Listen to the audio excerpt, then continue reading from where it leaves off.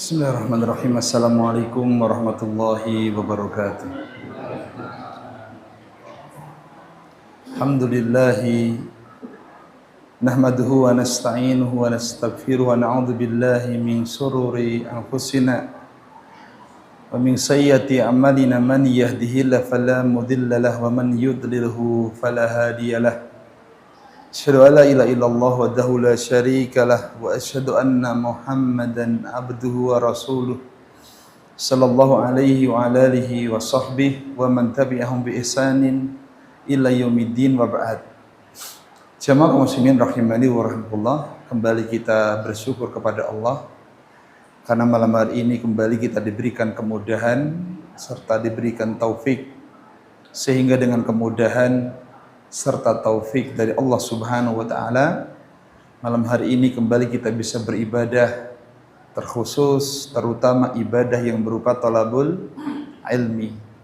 Selalu kita berdoa, selalu kita berharap kepada Allah agar ngaji kita selama ini betul-betul bisa menambah ketakwaan dan betul-betul jadi sebab kita besok termasuk orang-orang yang akan dimudahkan masuk ke dalam jannahnya. Amin ya rabbal alamin. Kita lanjutkan malam hari ini masih pada pembahasan Asmaul Husna, dan terakhir kita ngaji Asmaul Husna yang berbunyi apa Pak Ibu? Al-Muhitu. Al-Muhitu maknanya adalah yang maha apa? Maha meliputi. Sebelum kita melanjutkan materi, kita merujaah dulu Bapak Ibu biar bersambung. Allah itu maha meliputi, dan kemarin kita jelaskan penjelasan para ulama, maha meliputinya Allah meliputi 5 perkara. Meliputi 5 perkara. Yang pertama adalah kekuasaannya. Ya. Maknanya adalah kekuasaan Allah itu meliputi segala sesuatu. Tidak ada yang di jagat raya ini melainkan semua di bawah kekuasaan Allah, baik di langit maupun di bumi. Dan kekuasaan Allah itu tanpa batas dan tidak ada akhirnya. Beda sama kekuasaan manusia. Kekuasaan manusia itu terbatas, dan yang kedua pasti ada akhirnya. Selesai. Yang kedua adalah Allah maha meliputi dalam ilmu. Maknanya bahwasanya ilmu Allah Subhanahu wa taala meliputi segala sesuatu. Maka tidak ada sesuatu di jagat raya ini melainkan pasti diketahui oleh Allah. Yang kedua, yang ketiga, kekuatan. Kekuatan Allah meliputi segala sesuatu. Maknanya adalah bahwa kekuatan Allah Subhanahu wa taala tidak bisa dikalahkan oleh siapapun. Ya, kekuatan Allah tidak bisa dikalahkan oleh siapapun. Yang ketiga, sekarang yang keempat, rahmat. Rahmat Allah Subhanahu wa taala meliputi segala sesuatu. Maknanya tidak ada makhluk di jagat raya ini, baik yang besar maupun yang kecil, yang nampak maupun yang tidak nampak, melainkan pasti mereka mendapatkan jatah, pasti mereka mendapatkan bagian daripada rahmat Allah atau kebaikan Allah Subhanahu wa ta'ala. Dan yang terakhir, yang kelima adalah kehendak. Kehendak Allah meliputi segala sesuatu. Maknanya adalah tidak ada yang terjadi di alam semesta ini, baik yang di langit maupun yang di bumi, melainkan pasti dengan kehendak Allah. Kalau Allah menghendaki pasti terjadi. Kalau Allah tidak menghendaki tidak mungkin terjadi. Itulah 5 poin. 1, kekuasaan. Yang kedua, ilmu. Yang ketiga, kekuatan. Yang keempat, rahmat. Dan yang terakhir adalah kehendak. Inilah cakupan maha meliputinya Allah Subhanahu wa taala.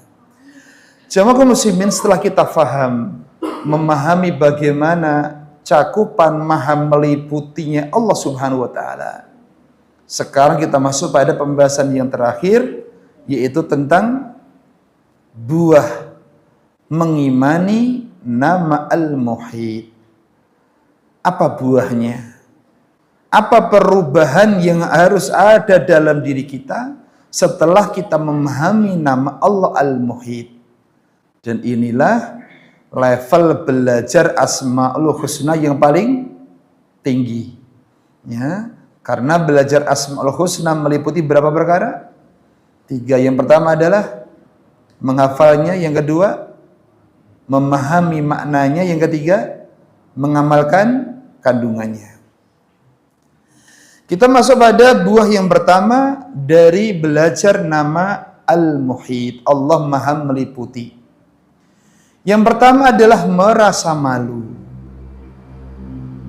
Merasa malu kepada Allah Subhanahu wa taala ketika berucap, ketika berbuat keburukan. Bapak Ibu, kalau kita sudah memahami, termasuk maha meliputinya Allah adalah ilmunya, maka tidak ada di jagat raya ini yang bisa luput daripada ilmunya Allah. Yang nampak maupun yang tidak nampak, yang besar maupun yang kecil, semuanya pasti diketahui oleh Allah. Kalau ini kita resapi betul Bapak Ibu, dan kita yakini betul, kita tancapkan dalam hati kita, maka akan membuahkan rasa malu. Basa Jawa ini apa? Perkewuh. Perkewuh ketika berucap, perkewuh ketika berbuat keburukan. Dan Bapak Ibu, siapa yang hari ini masih diberikan rasa malu oleh Allah, bersyukurlah. Ya, karena rasa malu itu merupakan ibadah yang agung. Apa keutamaan rasa malu? Ada beberapa di antaranya. Malu itu tidak mendatangkan kecuali kebaikan. Makanya siapa yang masih punya rasa malu, dia pasti masih punya kebaikan.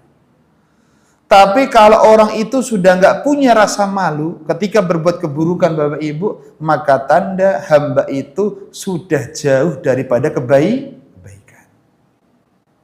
Rasulullah SAW bersabda, Al-haya'u la ya'ti illa bi khair. Yang namanya haya, yang namanya malu, itu tidaklah mendatangkan kecuali apa? Kebaikan. Dan zaman sekarang Bapak Ibu, malu itu perkara yang mahal. Kemarin Bapak Ibu, rekai jalan-jalan sore ke Waduk Cengklik. Lewatnya Mangu ke selatan, kemudian ngesrep nih. Ngesrep apa ngeprah? Ngesrep ke barat. Ternyata rame nih pol situ, Pak. Duduk-duduk di pinggir sawah sama beli cilok, beli es teh, ternyata rame nih pol. Naik dikit ada jembatan. Ada laki-laki, lanang-lanang, muda-muda naik motor, berhenti di situ. Ada satu wanita, Jenom. Mereka di tengah-tengah para lelaki dan ternyata nggak punya malu blas. Bapak Ibu, kalau seorang hamba sudah seperti ini, maka dia pun akan jauh dari kebaikan. Sebagaimana malu tidak mendatangkan kebaikan, sebaliknya yang tidak punya rasa malu, maka dia pun akan jauh daripada kebaikan. Yang kedua, malu itu adalah akhlak Islam. Rasulullah SAW bersabda, Inna likulli dinin khulukon. Setiap agama, kata Nabi, itu punya khulukon, punya akhlak. Nasrani punya akhlak, Yahudi punya akhlak, ya, Majusi punya akhlak. Setiap agama, kata Nabi, pasti punya akhlak. Wa khulukul islami al-haya'u, dan akhlaknya Islam adalah rasa malu. Kalau haya malu itu merupakan akhlaknya Islam, berarti seorang muslim pun harus menghiasi dirinya dengan sifat haya. Dengan sifat apa? Malu. Ya, sekali lagi Bapak Ibu, siapa yang hari ini sudah diberikan rasa malu oleh Allah Subhanahu wa taala dari keburukan, maka bersyukurlah. Ya. Baik, jemaah kaum muslimin rahimani wa rahimakumullah. Sekarang yang ketiga, yang terakhir, malu itu akan menghantarkan kepada surga. Rasulullah SAW bersabda dari sahabat Abu Hurairah, riwayat Imam Ahmad. Baik, saya baca hadisnya, Bapak Ibu menirukan. Al-haya'u minal imani. Monggo. Wal imanu fil jannati wal bada'u minal jafai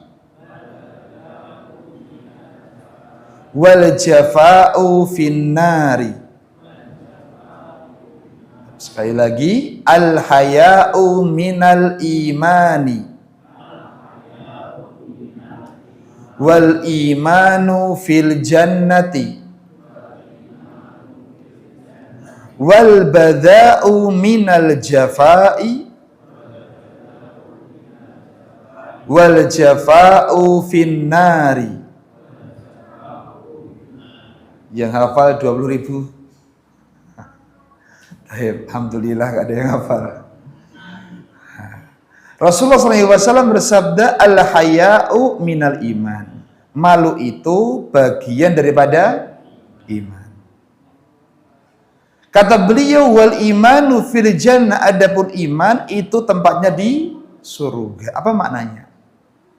Maknanya Bapak Ibu, orang yang masih punya iman, walaupun imannya itu kecil, walaupun sekecil biji sawi, bahkan lebih kecil daripada itu. Kalau sampai iman yang kecil itu dibawa mati Bapak Ibu, itu tanda dia masih ada jaminan masuk surga. Berarti iman itu perkara yang mahal. Ya, berarti Bapak Ibu, mati bawa iman itu gampang atau mudah? Bodoh Pak ya. Mati bawa iman gampang atau sulit? Orang yang jawab, gak mudah Bapak Ibu. Apalagi zaman sekarang, zaman fitnah. Ya, makanya sama-sama kita berdoa kepada Allah Subhanahu wa taala agar Allah mewafatkan kita di atas Islam, di atas iman, sebagaimana doa Nabi Nuh. Sudah lupa? Allahumma tawaffana musliman. Tawaffana muslimin. Ya Allah, wafatkan kami di atas apa? Islam. Ya. Dan termasuk cara yang paling efektif untuk menguatkan iman seorang hamba adalah dengan duduk di majelis ilmu. Wal bada'u minal jafa, kata Nabi. Perkataan kotor itu bagian dari tabiat yang kasar. Wal jafa, dan kasar itu tempatnya di neraka. Bapak Ibu, kasar niku lawanipun. Maka yuk jadikan kita seorang muslim yang punya sifat lembut, baik dalam ucapan maupun dalam apa? Perbuatan. Agar kita termasuk daripada ahlu surga. Tapi demikian yang pertama. Yang kedua, buah dari mengimani nama Al-Muhit, Allah Maha meliputi. Yang kedua adalah meyakini lemahnya manusia. Karena termasuk cakupan maha meliputinya Allah adalah kekuatan. Kekuatan Allah itu meliputi segala sesuatu, maknanya kekuatan Allah tidak bisa dikalahkan. Berarti Bapak Ibu menunjukkan manusia termasuk kita ini makhluk yang lemah. Ngapunten niki bapak-bapak termasuk kuat napa lemah? Pak? Pak kira ngaku kuat. Tondo kalau bapak-bapak lemah napa? Pengajian golek sendinan. Nek wis ngantuk tekluk-tekluk melek kuat mboten? Enggak kuat. Ya. Meyakini lemahnya manusia karena mereka tidak mampu melawan kekuatan Allah Subhanahu wa taala, dan itu memang tabiatnya manusia, makhluk yang lemah.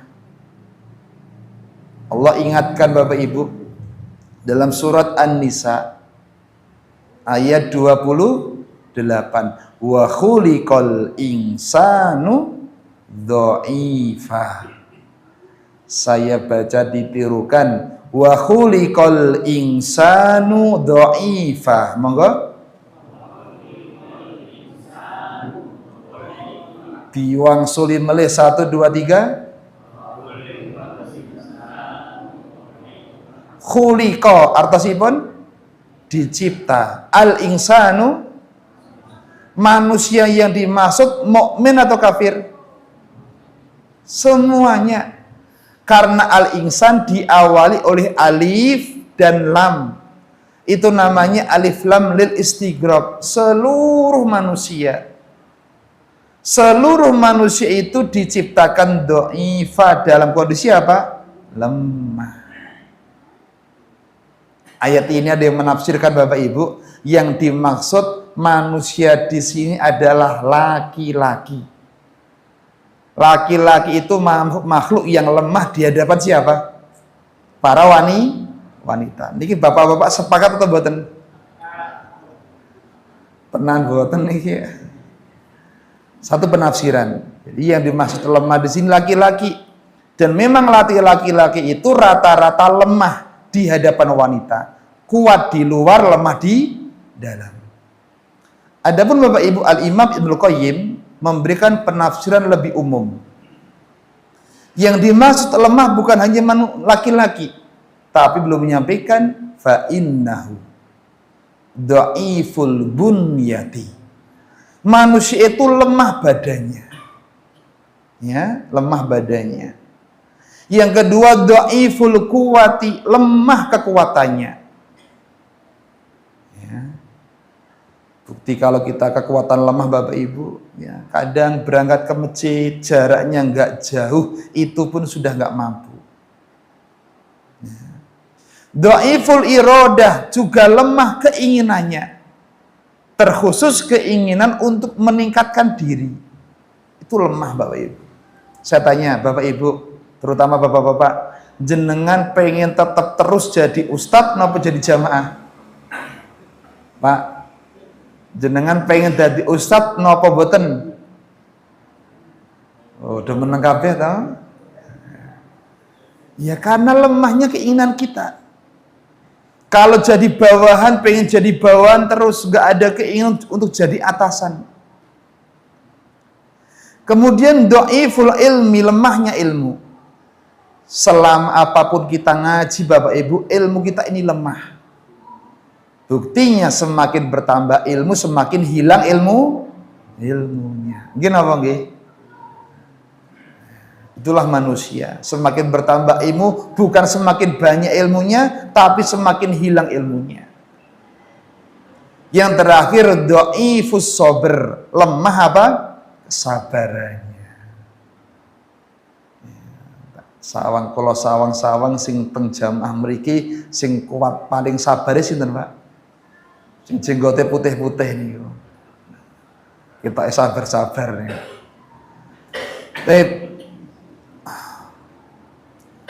Bapak Ibu, negara yang paling kuat pun mereka tidak mampu melawan kekuatan Allah. Di mana ini? Ini tahun 2005, awal-awal bulan Januari. Allah uji kekuatan negara yang paling kuat, adidaya negara Amerika.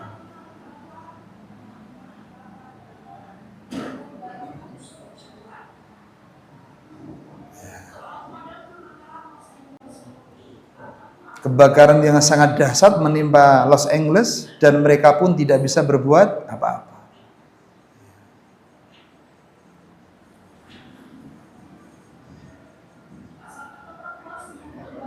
Iya Bapak Ibu, seperti lautan neraka ya.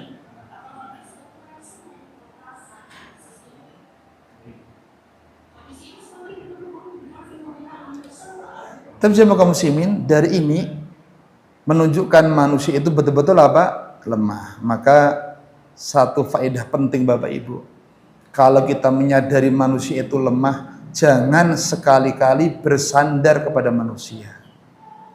Jangan sekali-kali bersandar kepada manusia. Tapi bersandarlah kepada Allah Subhanahu wa Ta'ala dalam segala urusan.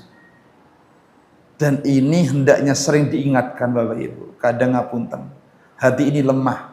Kadang mudah bersandar kepada manusia. Gumantung marang menungso. Tapi videonya cukup dulu, kita lanjutkan. Ketiga, buah dari nama Al-Muhit yang ketiga adalah tidak sombong. Kapan itu? Tatkala kita berkuasa. Ya, tatkala seorang muslim punya kekuasaan, dia tidak ada sombong. Setelah mengenal nama Allah Al-Muhit. Kenapa jamaah kaum muslimin? Karena kekuasaan manusia itu hanyalah pemberian. Jabatan apapun yang sekarang kita miliki itu hanya pemberian. Dan sepantasnya tidak sombong karena itu hanya pemberian. Dan ingat, kekuasaan itu sewaktu-waktu bisa dicabut oleh Allah. Yakin Bapak Ibu? Ya, sewaktu-waktu Bapak Ibu. Bukan perkara yang mustahil. Siapa yang saat ini punya jabatan, punya kekuasaan, jangan lupa itu hanya pemberian dan sewaktu-waktu bisa dicabut oleh Allah. Allah sebutkan dalam surat Ali Imran ayatnya 26. Kata Allah Subhanahu wa taala, "Qulillahumma malikal mulki tu'til mulka man tasha wa tanzi'ul mulka mimman tasha." Kata Allah Subhanahu wa taala, "Kul," katakan ya Muhammad, "Allahumma ya Allah, malikal mulki." Engkaulah yang punya kekuasaan. Engkaulah yang punya kekuasaan. Tu'til mulka man tasha, engkau akan memberikan kekuasaan kepada orang yang engkau kehendaki. Menunjukkan siapa yang saat ini punya kekuasaan itu semata-mata karena anugerah dari Allah. Wa tanzi'ul mulka mimman tasha, dan engkau bisa mencabut kekuasaan itu dari siapapun yang engkau kehendaki. Ya. Dan jamaah kaum muslimin rahimanallah, banyak bukti di jagat raya ini orang-orang yang punya kekuasaan namun mereka tidak apa? Abadi. Yang paling terkenal di dunia Bapak Ibu siapa? Penguasa yang dipandang kuat.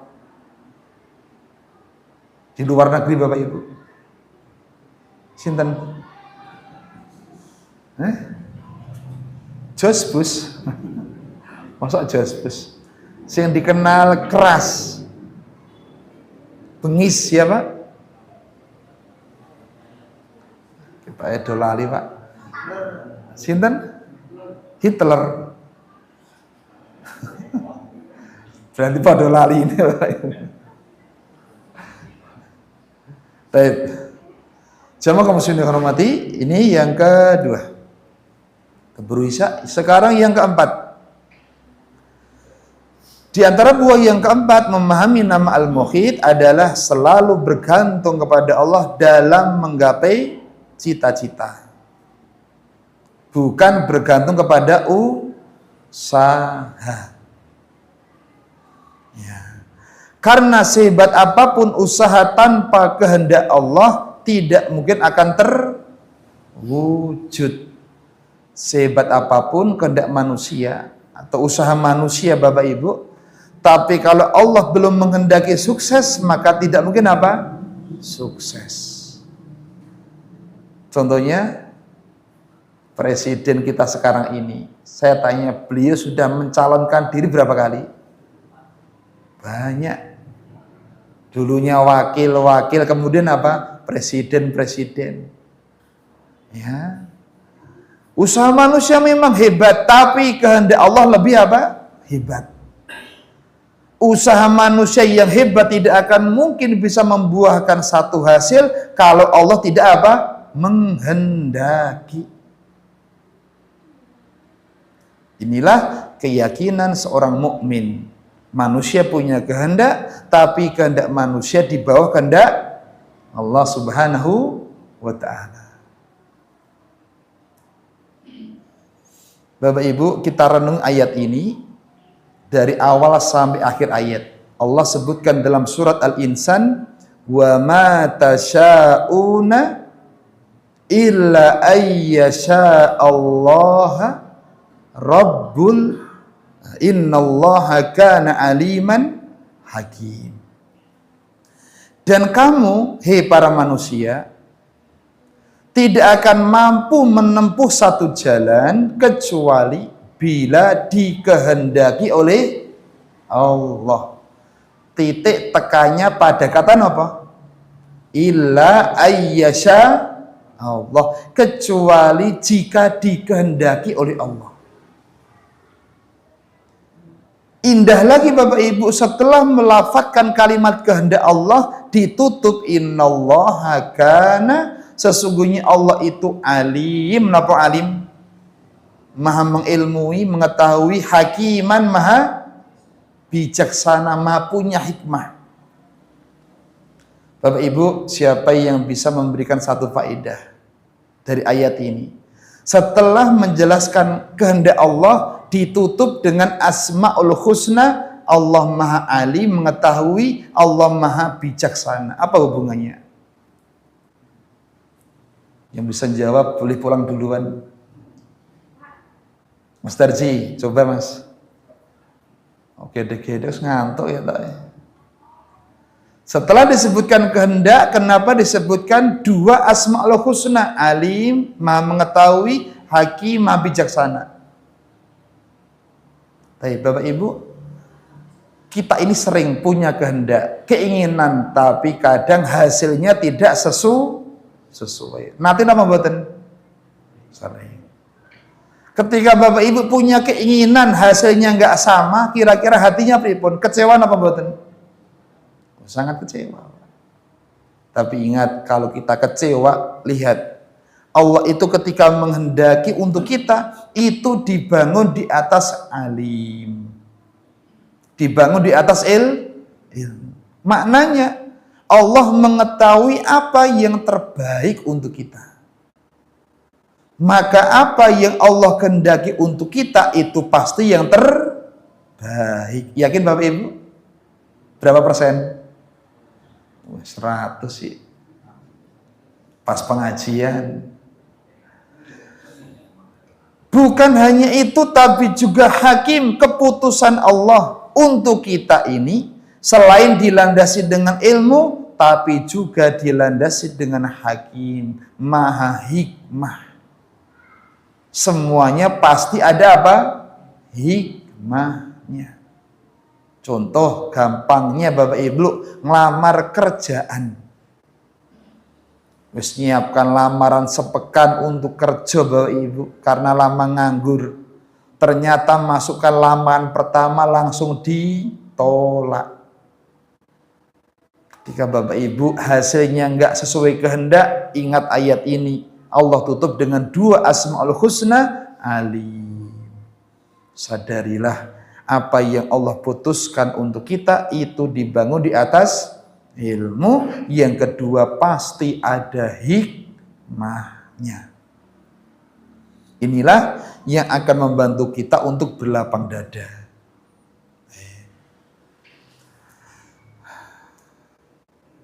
Sekarang yang kelima, buah mengenal nama Al-Muhit. Yang kelima adalah tidak ujub. Tidak ujub. Ya. Ketika mendapatkan satu keberhasilan, ujub niku napa? Bangga diri. Ketika berhasil. Kenapa Bapak Ibu? Karena dia sadar dia tidak mungkin berhasil kecuali karena kehendak siapa? Allah. Ya. Jadi Bapak Ibu menyadari semua apa yang terjadi atas kehendak Allah itu akan membuahkan kepada kita sikap tidak ujub. Dan Bapak Ibu, inilah diantara yang bisa menyempurnakan amal solih kita. Ketika beramal, jauhkan dari sifat apa? Ujub. Ya, karena ujub itu akan menghancurkan pahala amal itu.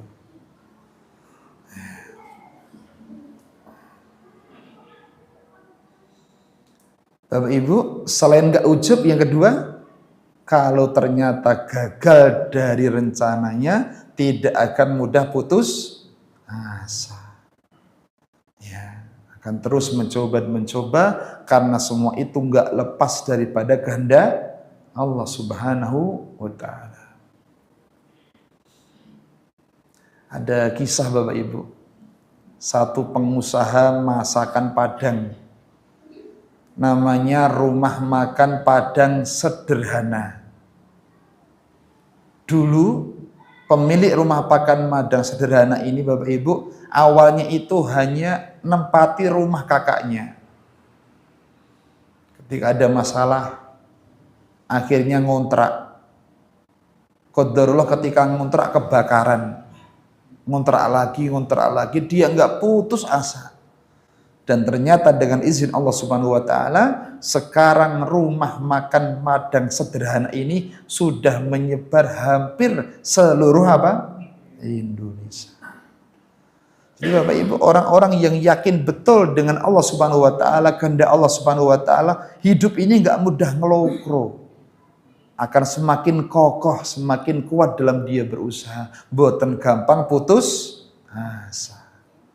Ya, siapa yang mudah berputus asa dalam usaha, maka diperkuat lagi bagaimana mengenal Allah Subhanahu wa Ta'ala.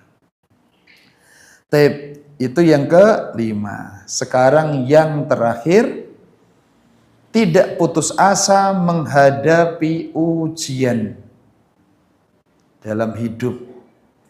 Karena Allah lebih mengetahui kondisi kita dan jalan keluarnya.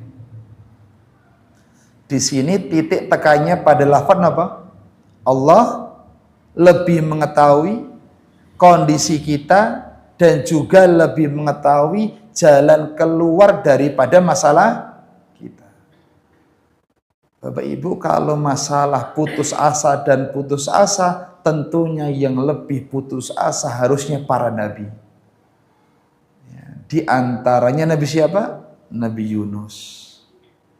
Tapi Nabi Yunus pun kuat, tidak mudah berputus asa karena kuat keyakinannya dengan janji Allah Subhanahu wa Ta'ala. Bapak Ibu, ini juga resep siapa yang pengen hidup ini tidak mudah lemah dalam berusaha, dalam beraktivitas, yakinlah dengan janji-janji Allah Subhanahu wa Ta'ala. Innallaha la yukhliful wa'dah. Allah tidak akan mungkin mengingkari apa? Janjinya.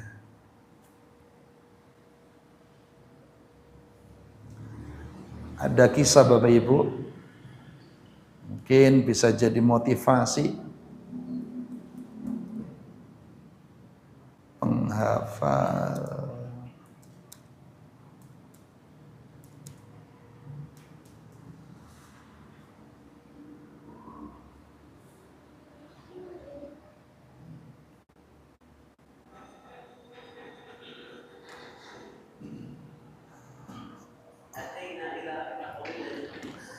Yang sedang saat mengalami putus asa dalam hidupnya, dalam usahanya, dalam apapun, silakan disimak video ini.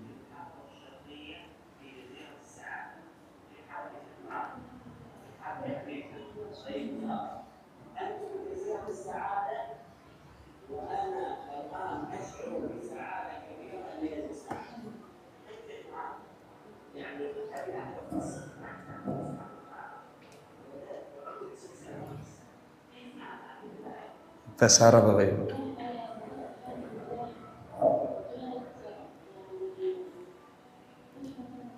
Bapak Ibu, ini anak muda, dia buta. Dan beliau Allah mudahkan hafal Quran 30 juz. Saya pernah mendengar kisah beliau. Beliau itu ketika menghafal itu 1 hari 1 ayat. Itu harus menuju ke rumah gurunya dengan naik motor bapaknya. Kadang sampai rumah gurunya jarak tempuh yang jauh cuma diajari 1 ayat tok. Ketika belum benar, tidak akan ditambah ayatnya, terus diulang-ulang. 1 hari 1 ayat, 1 hari 1 ayat. Kedua, Bapak Ibu, ini pemuda, anak ini, dia masa-masanya bermain. Kedua, dia seorang yang buta. Tapi karena kesungguhannya, keyakinannya dengan janji Allah Subhanahu wa taala, akhirnya dia pun berhasil menghafal apa? Al-Qur'an 30 juz. Lebih indah lagi, Bapak Ibu, ini pemuda buta, tapi dia tidak pengen apa? Bisa melihat lagi. Karena sudah yakin dengan janji Allah. Siapa yang diuji dengan kedua matanya dia bersabar akan diganti dengan surga. Ini pemuda yakin betul. Makanya ketika dia ditanya kenapa kok nggak minta pengen melihat, itulah jawabannya.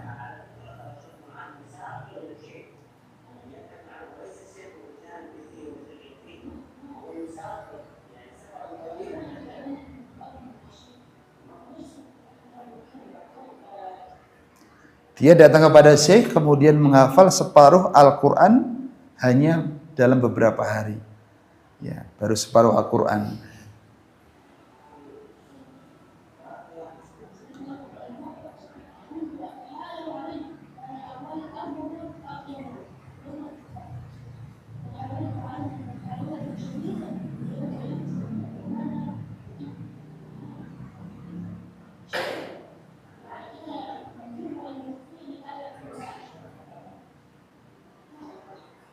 Satu hari 1 ayat saja ya.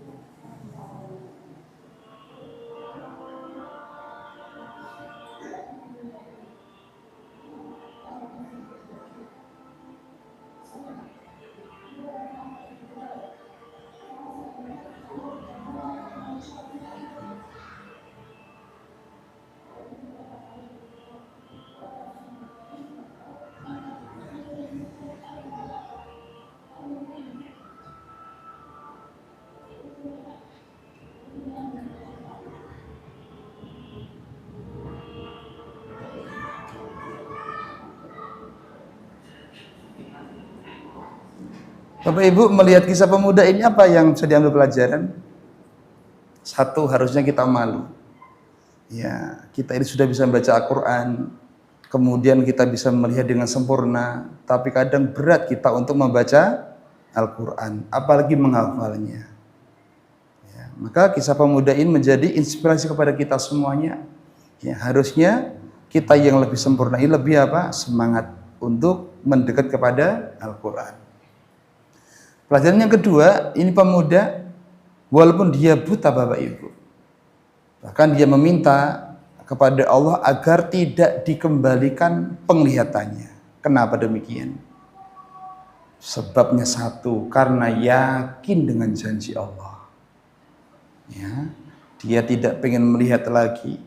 Padahal melihat itu lebih indah, lebih menyenangkan. Tapi karena dia yakin dengan janji Allah, maka dia pun menikmati itu. Itulah yang menguatkan dia, ya, untuk menghadapi masa butanya dan untuk terus bersama dengan apa? Al-Quran. Dan Bapak Ibu, penting seperti ini ya, diberikan kepada anak-anak kita agar mereka punya semangat untuk belajar apa? Al-Quran dan juga untuk kita semuanya.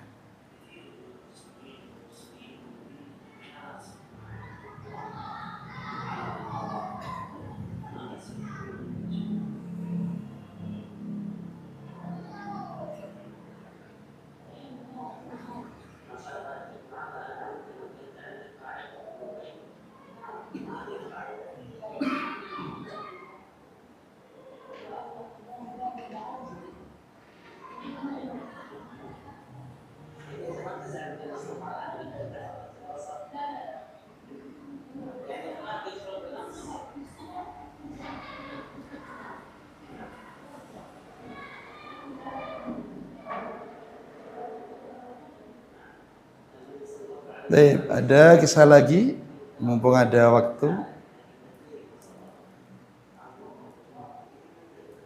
Bisu.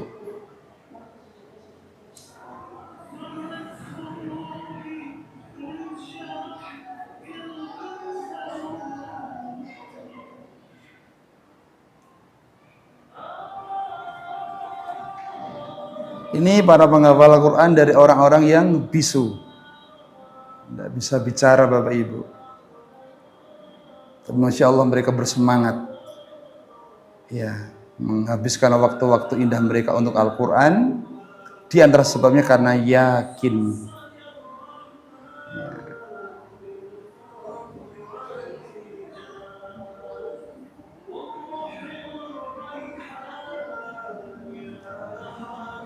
Jemaah kaum muslimin, nggak ada kata terlambat, masih ada waktu untuk kita semuanya, masih ada umur. Mari kita tersibukkan dengan apa? Dengan Al-Quran, dengan terus belajar dan juga membacanya.